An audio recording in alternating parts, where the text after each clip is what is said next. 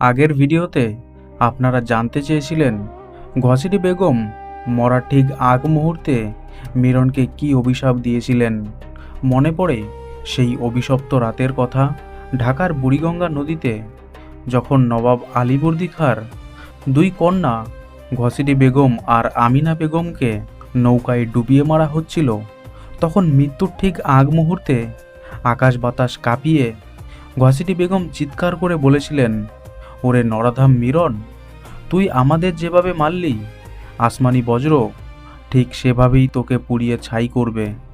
আশ্চর্যের বিষয় হলো, সেই অভিশাপের কয়েকদিন পরেই ১৭৬০ সালের ২ জুলাই কোনো যুদ্ধক্ষেত্রে নয়, বরং নিজের তাঁবুর ভেতর রহস্যময়ভাবে মৃত্যু হয় মীর মিরনের।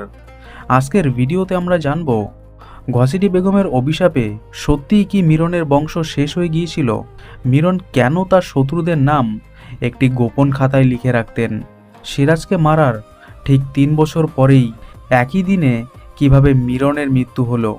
মিরনের মৃত্যু শুধু কি দুর্ঘটনা ছিল, নাকি এর পেছনে ছিল ব্রিটিশদের কোনো গোপন ষড়যন্ত্র? কেন মিরনকে বলা হতো পিশাচ পুত্র, এবং মীর মিরনের শেষ পরিণতি কি হয়েছিল? তাই সম্পূর্ণ ইতিহাস জানতে ভিডিওটি শেষ পর্যন্ত দেখুন, আর চ্যানেলে নতুন হলে অবশ্যই সাবস্ক্রাইব করুন। চলুন ফিরে যাই ১৭৫৭ সালের সেই রক্তভেজা অধ্যায়ে। মিরনের পুরো নাম মীর সাদিক আলী খান। তার জন্মসাল নিয়ে ইতিহাসবিদদের মধ্যে কিছুটা মতভেদ থাকলেও ধারণা করা হয় ১৭৩৫ সালের দিকে তার জন্ম হয়। মিরন এমন এক সময় বড় হচ্ছিলেন যখন বাংলার ক্ষমতা ছিল নবাব আলীবর্দী খাঁর হাতে। মিরনের পারিবারিক পরিচয় জানলে আপনি বুঝতে পারবেন কেন সে নিজেকে বাংলার সিংহাসনের একমাত্র উত্তরাধিকারী ভাবত। তার বাবা মির্জাফর ছিলেন আলীবর্দী খাঁর প্রধান সেনাপতি, কিন্তু মিরনের সবচেয়ে বড় জোরের জায়গা ছিল তার মা। মিরনের মা শাহ খানুম ছিলেন নবাব আলীবর্দী খাঁর নিজের বোন। সেই হিসাবে মিরন ছিলেন নবাবের আপন ভাগ্নে এবং সিরাজউদ্দৌলার মামাতো ভাই। মুর্শিদাবাদের জৌলুস আর ষড়যন্ত্রের ভেতরেই মিরনের বেড়ে ওঠা। ছোটবেলা থেকেই সে ছিল অত্যন্ত জেদি এবং উগ্র মেজাজের। যেখানে সিরাজউদ্দৌলাকে পরবর্তী নবাব হিসাবে গড়ে তোলা হচ্ছিল, সেখানে মিরন সবসময় নিজেকে অবহেলিত মনে করত।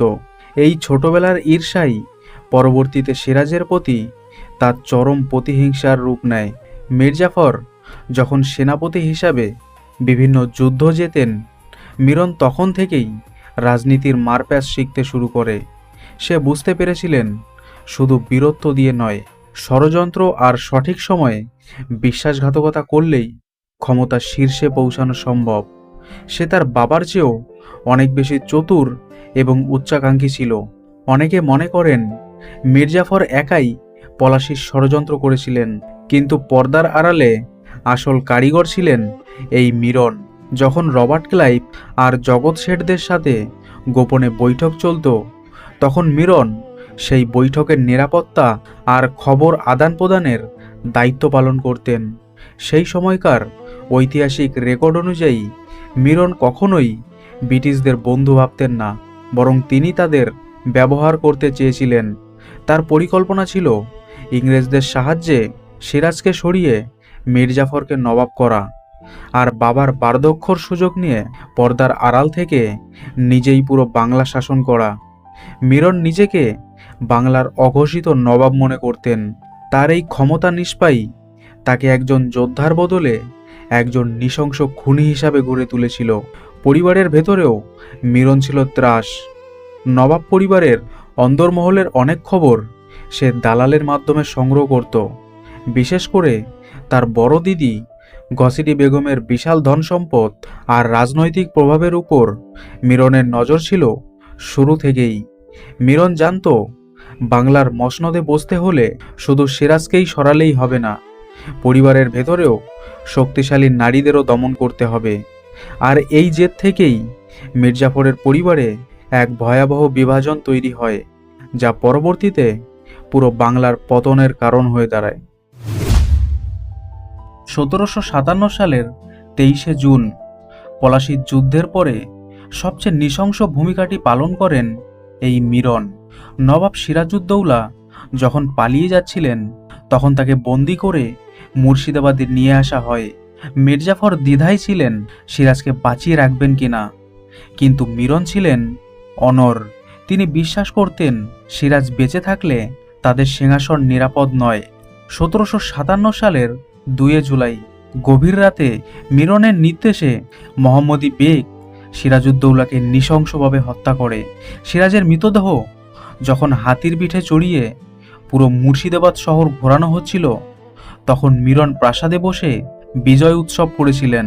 শুধু তাই নয়, নবাবের পরিবারের নারীদের উপর তিনি যে অকথ্য অত্যাচার চালিয়েছিলেন তা শুনলে আজও মানুষের গায়ের লোম খাড়া হয়ে যায়। সিরাজউদ্দৌলাকে হত্যার পর মির্জাফর যখন সিংহাসনে বসেন তখন তার বয়স হয়েছিল অনেক, ফলে কার্যত পুরো শাসনভার চলে যায় মিরনের হাতে। কিন্তু মিরনের শাসন মানেই ছিল রক্তের হোলি খেলা। তার চরিত্রের সবচেয়ে ভয়ঙ্কর দিক ছিল তার ডেথ লিস্ট অথবা মৃত্যু তালিকা।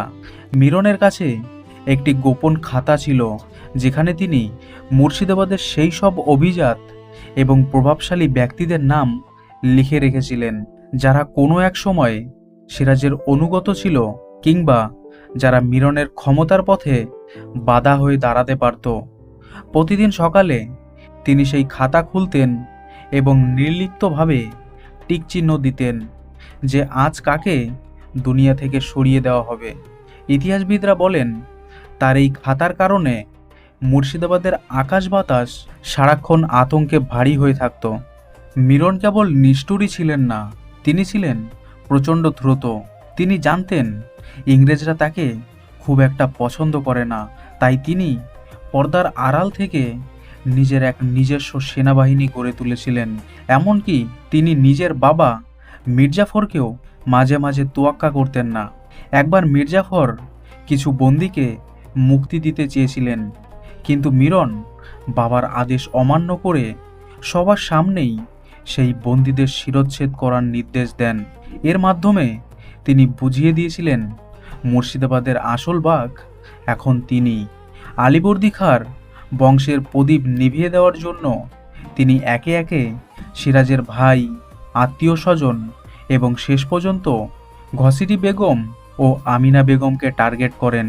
তিনি ভয় পেতেন যদি এই মহিষী নারীরা জনগণের সহানুভূতি নিয়ে রাজপথে নামেন তবে তার তখত উল্টে যেতে পারে। তাই তিনি কোনো বিচার নয়, সরাসরি হত্যার পথ বেছে নিয়েছিলেন। ঢাকার জিঞ্জেরা প্রাসাদ থেকে যখন ঘসিটি বেগম ও আমিনা বেগমকে বুড়িগঙ্গার মাঝ নদীতে নিয়ে যাওয়া হয় তখন মিরনের নির্দেশে নৌকোর তলায় ফুটো করে দেওয়া হয়েছিল। সেই ডুবন্ত নৌকায় দাঁড়িয়ে ঘসিটি বেগম যে অভিশাপ দিয়েছিলেন তা মিরনের কানে পৌঁছেছিল কিনা জানা নেই, কিন্তু বাংলার প্রতিটি ধূলিকণা সেই হাহাকার শুনেছিল। ওরে নরাধাম মিরন, তুই ক্ষমতার লোভে আজ আমাদের নিরপরাধ রক্ত ঝরাচ্ছিস। মনে রাখিস, এই পানির উপর যেমন আমাদের মৃত্যু হচ্ছে, আসমানের উপর থেকে আজরাইল ঠিক সেভাবেই তোর উপর নেমে আসবে। তোর আয়ু আর বেশি দিন নেই, তুইও একইভাবে তিলে তিলে ধ্বংস হবি। মিরন মনে করেছিলেন তিনি জিতে গেছেন, কিন্তু তিনি জানতেন না প্রকৃতির আদালত তার জন্য অন্য কোনো বিচার লিখে রেখেছে। 1760 সালের জুলাই মাস, মিরন তখন বিহারের শাহ আলমের বাহিনীর বিরুদ্ধে যুদ্ধ করতে রাজমহলের কাছে ক্যাম্প করেছিলেন।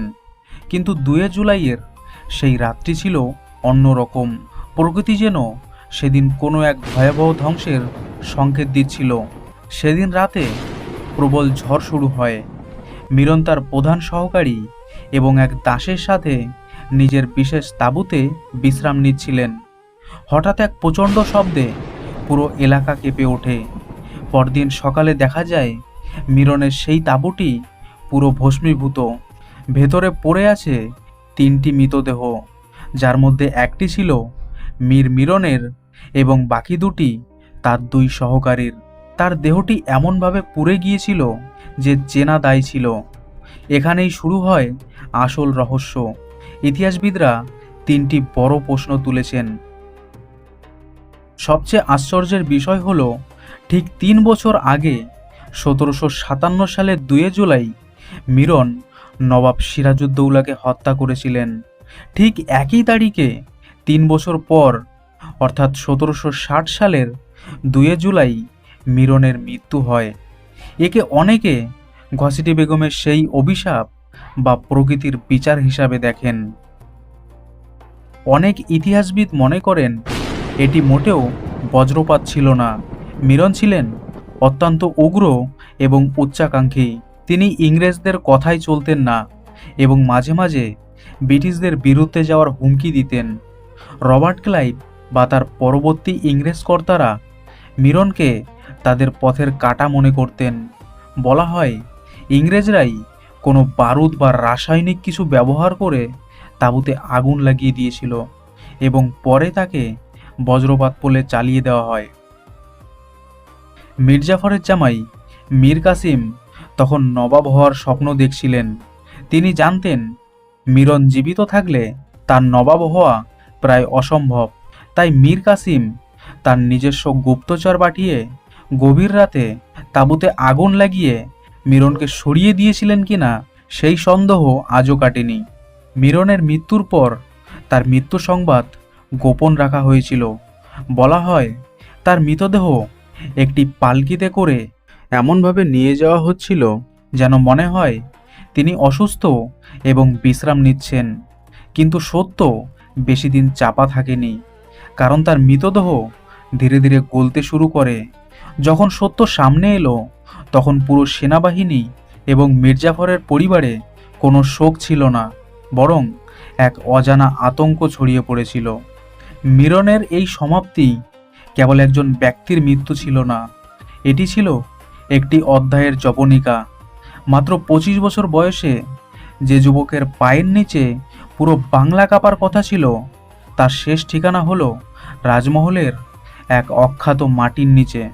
আজ আমরা যখন ইতিহাসের পাতায় মীর মিরনের নাম খুঁজি, তখন তার বীরত্বের কোনো গাথা পাই না, শুধু পাই তার বিশ্বাসঘাতকতা এবং নৃশংসতা।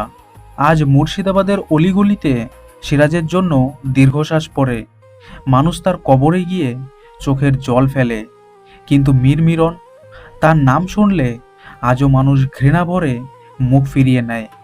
এটাই ইতিহাসের সবচেয়ে বড় শিক্ষা। আপনি কত বছর বাঁচলেন বা কত বড় সম্রাট হলেন সেটা বড় কথা নয়, পৃথিবী আপনাকে কিভাবে মনে রাখলো সেটাই আসল। মীর জাফরের বংশধররা আজও ইতিহাসের পাতায় নেমক হারাম হিসাবে পরিচিত, আর মীর মিরন সেই কলঙ্কিত মুকুটের সবচেয়ে বিষাক্ত রত্ন। ইতিহাস কেবল তথ্য নয়, ইতিহাস আমাদের জন্য আয়না। এই আয়নায় আমরা দেখতে পাই যে বেইমানির শেষ পরিণতি কতটা ভয়াবহ হতে পারে। আপনার কি মনে হয় মীর মিরনের মৃত্যু সত্যিই কি প্রাকৃতিক ছিল, নাকি এর পেছনে লুকিয়ে ছিল অন্য কোনো বড় ষড়যন্ত্র? কমেন্ট বক্সে অবশ্যই আপনার মতামত জানাবেন।